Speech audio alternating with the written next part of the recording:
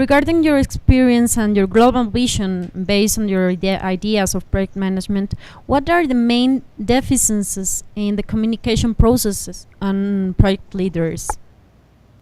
There's two ways of looking at that immediately. Okay. One is that in a project, there's a beginning and an end. There's a very clear time frame. And the project has to finish within that time frame. Otherwise, it goes out of budget. Now, which means you have to be effective in a short period of time. In a normal company, you have more time. The company continues and goes on and keeps going. In a project, your communications have to be very clear and effective because you have less time. You have a deadline. Is there some stages that you can point on projects? Yes, there's 5 principal stages in a project. There's the formulation of a project, which is like the vision. And there it's you're getting everything going, you're formulating.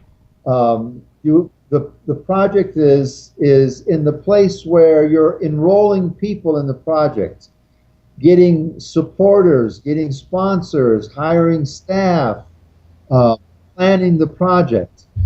And that requires one way of being to inspire people, to get people enrolled in the vision.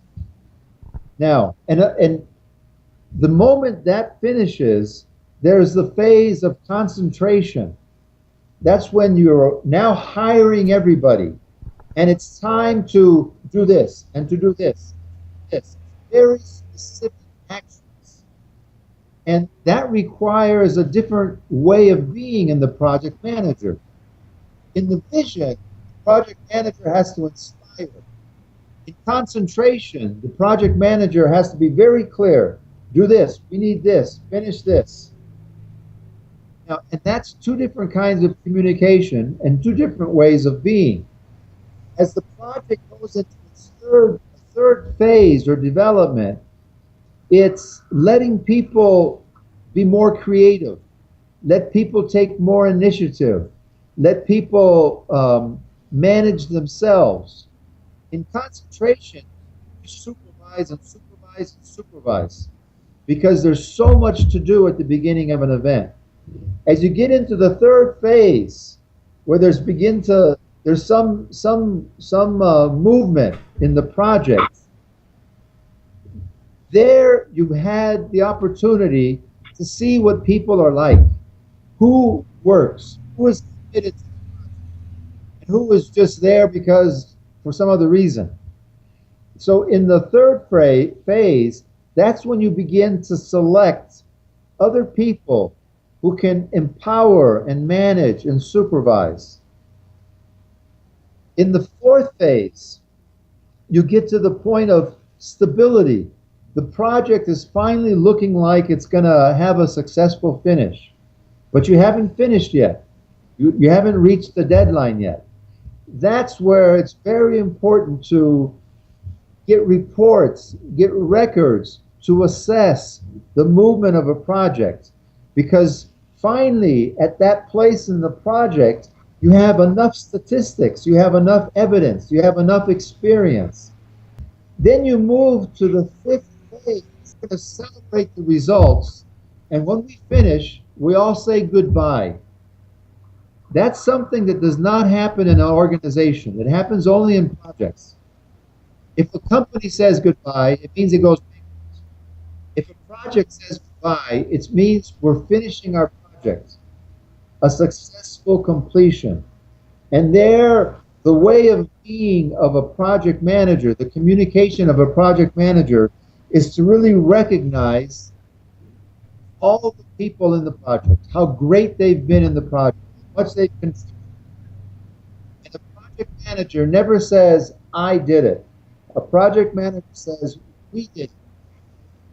What is by now your goals, your specific goals on your work? Because we are closing this interview, so we are very interested in knowing what is your point by now. Where are you, and what are your specific goals on all your work? Uh, the Institute for the Practice of Ontology right now is what I'm focusing on, and it's promoting ontological coaching and the practice of ontology.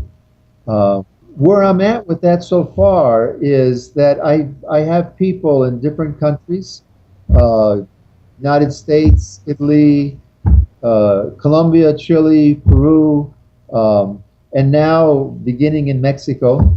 Um, my goal is that is that I can retire, that I become, in one way, unnecessary, obsolete, in a good way, because I've empowered others to do what I do, and they do it with their own being, their own spirit. They do it even better than I do because they do it in their country, and they do it with their being.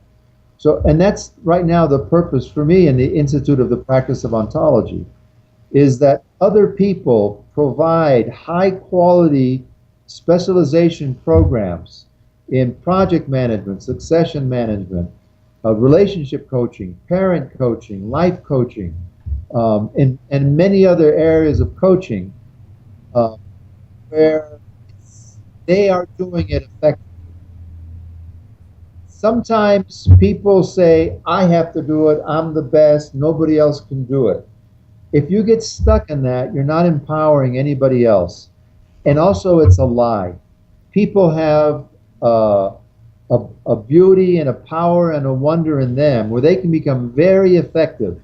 So my job is supporting people in doing that. And that's the purpose for me of the Institute for the Practice of Ontology, and the purpose for me in terms of my own life at this moment. Okay.